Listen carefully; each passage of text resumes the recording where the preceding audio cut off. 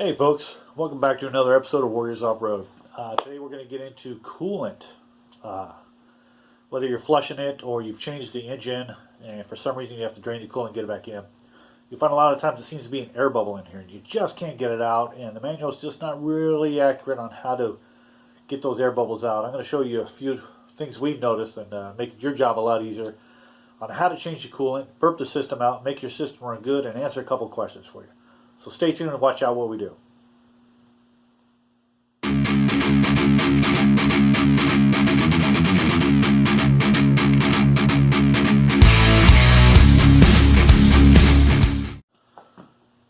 Alright, welcome back. So today we're going to talk about coolant. Coolant flush, coolant change, whatever. So some people will have the motor out to do engine rebuild, a transmission, or clutch, and they're putting it back in and they're having problems bleeding the system. Or you simply want to change it and it's been a few years, which is always a great idea. Coolant tends to crystallize over many years and it's got some corrosive properties.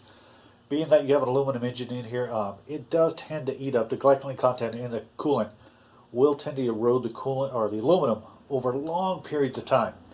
So I wouldn't worry so much about every 6 months or so, but I try and do it about every 2 years just to keep the system fresh, running good. I don't have to worry about any problems with the water pump or the seals if I do that. In knowing how to do the coolant change, it's actually pretty simple once you learn the little trick on how to do it. So let's get started, all right? All right, well, you've done the coolant refill on here, and you've opened up the center hood, and you notice there's your radiator cap, and you keep filling it, and no matter what, it's running hot on the gauge, and you just can't get that air bubble out of there. No matter what happens, it doesn't seem to take any more coolant. It seems to be full, but yet you're showing overheating aspects. Well, part of the problem is that the way it's filled here in the air bubble system on the radiator cap, the radiator sits right underneath the hood, and there's a bolt on the corner of the radiator that you use to bleed a lot of the air out. And there's one bolt on top of the engine bay, which we'll show you, which helps get a lot of the pressure in the engine, preventing coolant from coming through the cycle. So to properly do this, one of the things you're going to have to do is you're going to have to lift the hood up anytime you do a coolant change. So you're going to have to get the hood up. You don't have to take the roll cage off, but you're going to have to get the hood up and prop it up enough so you can access the radiator and that fill cap. So if you have mirrors on here, you're going to have to take them off. Be careful when putting back on the mirrors. The screw only goes in a few threads and it is aluminum. It can pull out, so just use care and caution. So if you have the windshield, take the windshield off. If you have mirrors, take both mirrors off. And then you typically will have a rubber boot here. Now, I have an intrusion bar welded to this, so it's different. But yours won't have this. So you take that rubber boot and you slide it up, 6 to 8 inches on either side. You want to do the same on both sides. And then what we're going to do is we got to move the hood up. Now to do that, we got to do a couple things. We got to take the fenders here off on both sides, okay? And then there's a few bolts in here I'll show you where we need to access. There's a couple screws in here. There's some screws hidden behind the headlight, which I'll show you. Once those are done, we'll prop it up and we'll show you how to access it. All right. So after we've loosened all the nuts to hold each of the fenders on, they will come off. We'll put those aside. You're going to open the hood. Inside the hood, there's going to be two holes. There's going to be one here and one here. You want to remove both of these screws. Okay. You want to come on the inside of the vehicle.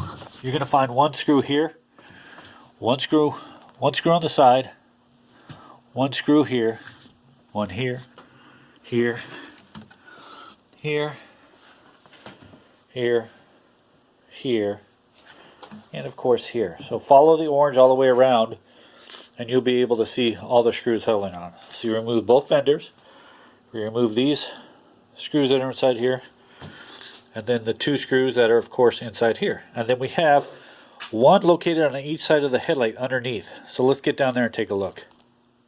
Now inside the headlight area, it's best to remove the headlights because we found out trying to get this off, you tend to break the headlight bulbs themselves. So we try and remove them from there. Now they're going to be zip tied in, but what you're trying to do, underneath the headlight area, you'll find that there's a bolt on each side between the two headlights. This one's been replaced by an aftermarket bolt, but that's okay. It's usually an Allen screw or an 8mm bolt that you'll find inside of here. You remove this from both sides, the left side and then the one over there on the right.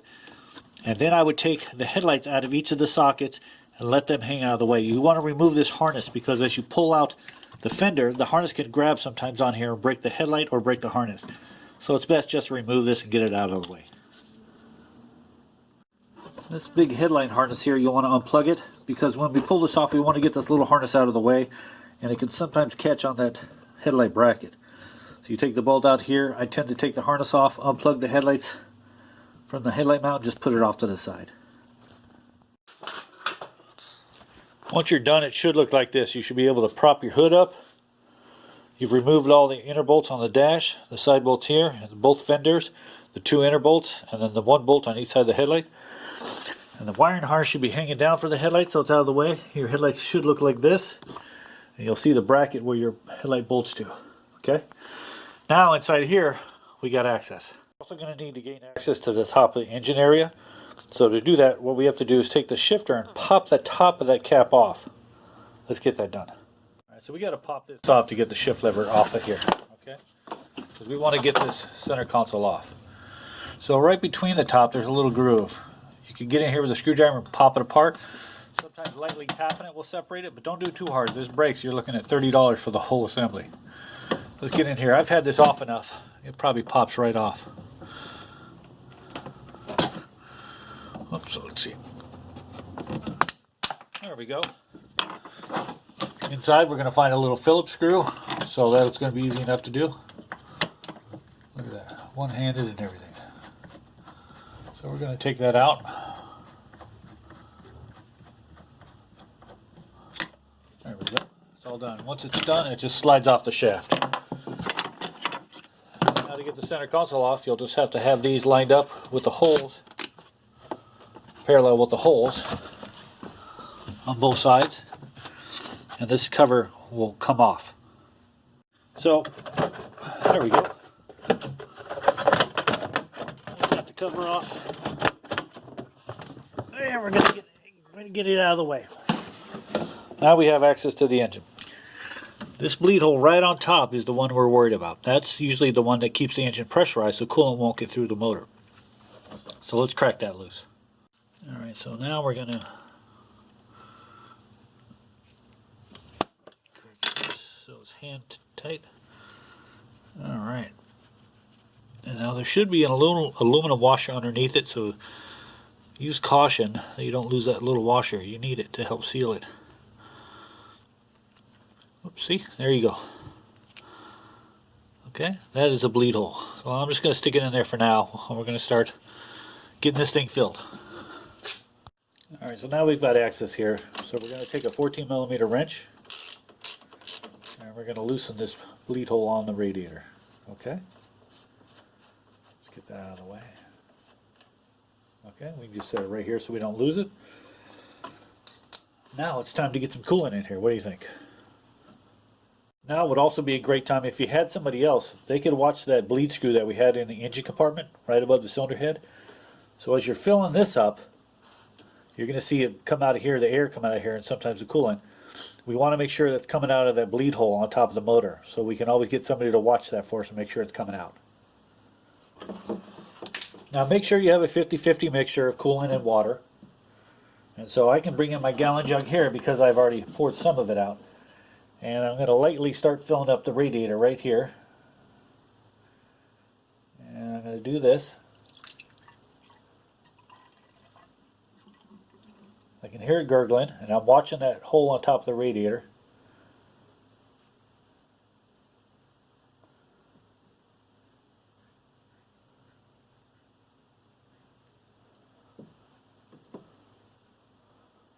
All right, let's get a little bit more coolant.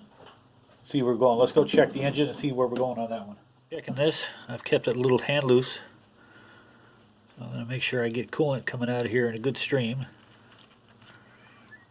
Oh, hear that? There we go. That's good. So it's bled out, so I'm good. That means I got no more air pocket. Get this back in here.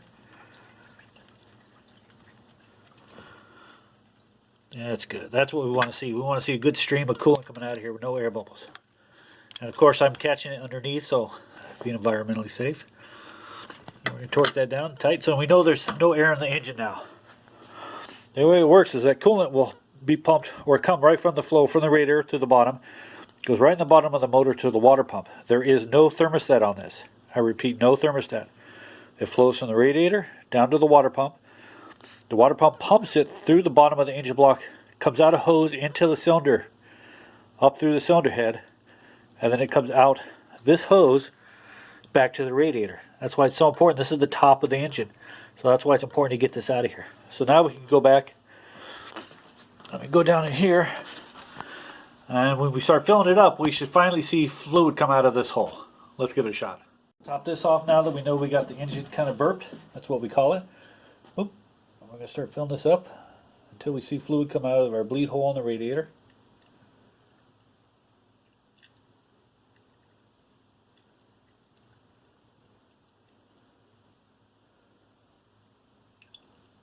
Up. See that? That tells us we're bleeding it out. So I'm going to hold my cap in here. As I'm topping it off,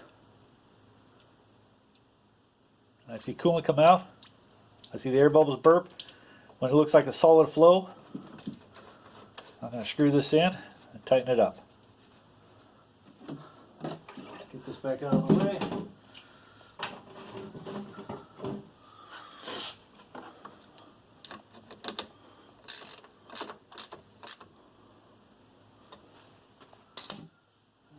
If I really want to, I can put the radiator cap in now, because I got all that air out of there.